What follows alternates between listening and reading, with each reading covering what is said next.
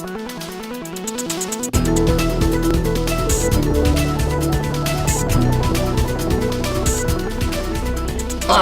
I'm Dave Culmer, and this is Veterans News. This is produced by veterans for veterans. My job as your news anchor is to bring you the whole story on VA benefits and everything you need to know as a veteran. Let me start the program by reminding you that the worst information a veteran can get is no information at all. That's why we're here. I think you all remember from your days in the service, the first shirt or the sergeant major, his main objective was squash rumors and give you the straight dope. That's what we're going to do. Much of the information we bring to you is from guests discussing issues and topics that will be important to you, the veteran. I will also be answering veterans' questions sent to us by mail or email to this network. All of our address information can be found on our home page. Let's get started with a frequently asked question. Often, veterans want to know if the VA is the Department of Veterans Affairs. It is. They are the same, simply different names. In March of 1989, March the 15th to be exact, in 1989, the VA changed its name formally and officially to the Department of Veterans Affairs. But the VA and the Veterans Administration are the same. Thank you. We've got an email here, and we'll answer this email right after we take a break. We'll be right back. Stick around.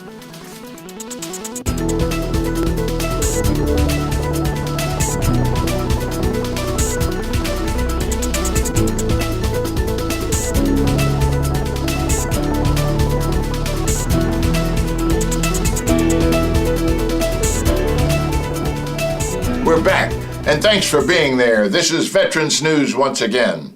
Before we went to break, we had an email that came to us from Lincoln, Nebraska.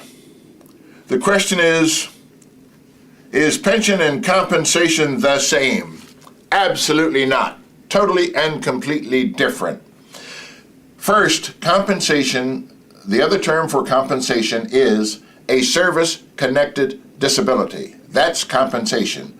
As with pension, when we get to pension, it's a non-service connected disability. That is pension.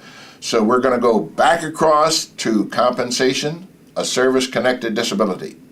Any illness, accident, or injury sustained while on active duty and is problematic or bothers you after discharge, at any time after discharge. So there's no time limit. You then apply to the Department of Veterans Affairs or the VA, as you prefer, and they process a claim for you for a service-connected disability. The basic requirements are that the VA essentially sees that you were treated for that condition while in the service, and what you have today is the same as what you were treated for or a progression of. And depending on how severe it is, the Veterans Administration can rate you, as they do, in 10% increments, beginning at 0, which means no money, non-compensable. Then we go to 10, 20, 30, up to 100% every 10%. And of course, you understand that indicates the severity of the condition. The higher the percentage, the worse the disability is. That's essentially the rudiment of a service-connected disability or compensation. There's a lot more to it, but I just want to give you the basics right now. We're going to go over to the other side of the street. Now, pension, totally different. Pension is a non-service connected disability, like we've said before. I repeat that because I want you to understand it has nothing to do with an in-service injury. It's really important that that point be made. For example, you're painting your house, and let's say you live near the desert. You fall off the roof while you're painting your house or putting up an antenna. You puncture your spleen when you land on the ground on a gigantic cactus needle. This punctures your spleen. The doctor says you'll never work again. This is the first qualification for pension. You must be permanently and totally disabled to begin the process of receiving pension. Permanent and total disability. Number 2, you must have service in the military at least 1 day during a wartime period. This would be World War I, World War II, the Korean War, the Vietnam War, the Persian Gulf War, and the Iraqi War. The Grenada, Panama, and Lebanon are not considered wartime periods by the Department of Veterans Affairs. So if you have 1 day of service during any of those wartime periods, this is the second qualification for pension benefits from the VA. If you meet the other 2 qualifications to receive pension benefits, we now get to the income portion. And this is pretty stringent. The income is pretty low in order to be eligible to receive a pension from the VA. As a single veteran, the Veterans Administration will pay you, now listen carefully, $870 a month, provided you have absolutely no other household income whatsoever. That's really important to know. Let's say, for instance, you have a trucking pension of $300 a month, and that's the only income you have. The VA will pay you $570. The $300 you have and the $570 from the VA brings your income up to $870 a month for a single veteran. If you have more, the VA's will be less. If your income monthly is over $870, you're out of the ball game in order to receive pension from the VA. That's a single veteran.